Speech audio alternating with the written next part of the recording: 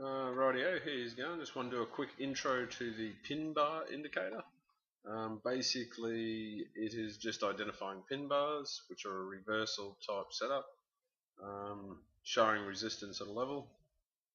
And what we are doing here, this one is using a few special things. Body size, bar count. This is counting back to make sure that this bar is higher than the bars, the 4 previous bars. So if you find you're getting too many, you could just have one, which is going to tell you about every pin bar that's on the page.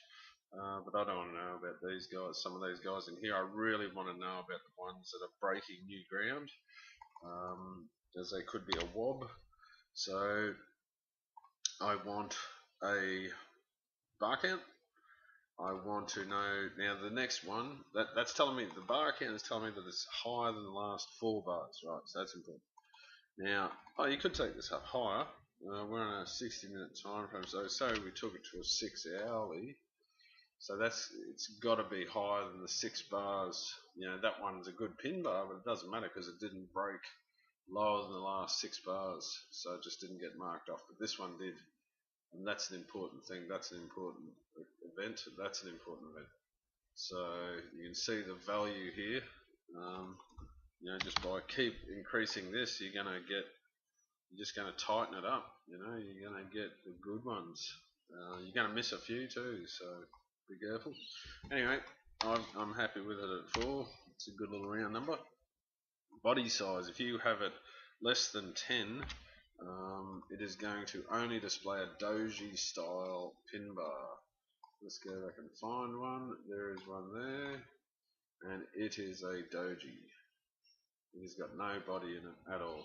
So as soon as you go above 10, it gives you the body size, and this is all done on a percentage. So it's a bit fussy about what it's doing. I'm going to have to spend some time with it and tune it up a bit more, but as soon as you go over 10, it starts giving you, you can have a bit of a body on it. You can see this one's got a big body, but it's pinned down and then it's reversed. So look at these 3. Anyway, now that's that.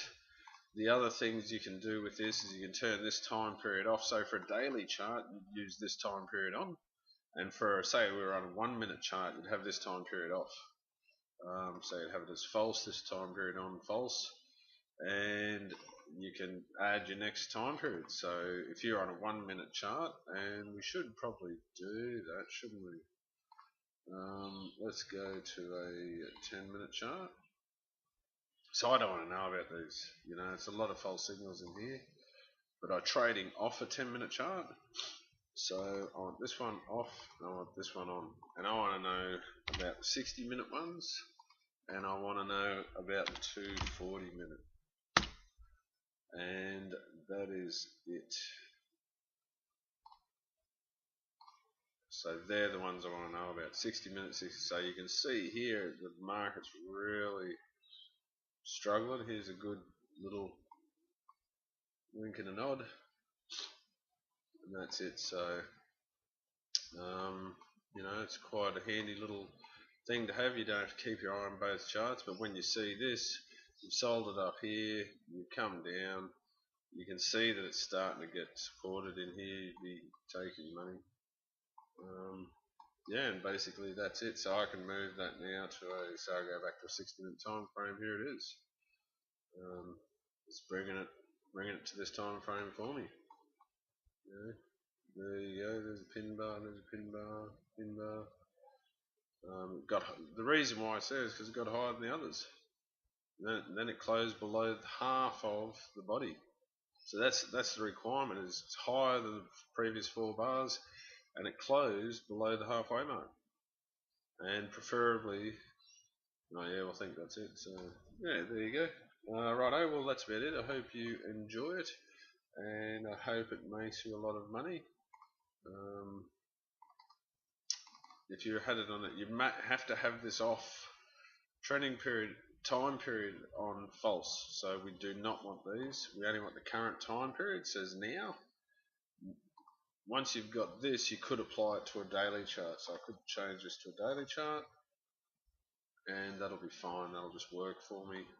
If you have the minute time periods on, it will relay a minute over this chart, and this chart is going to be a year or more old, probably 2 years. I think I have mine set to about 2 to 3 years, 900 days, so it's going to 900 days of minute data to make this chart work. So be wary about that. It'll jam your machine up for a while. You can only have this time period on, but it's a handy little wink and a nod for your day traders. Alright, no worries. I hope it brings you a lot of money. Thank you.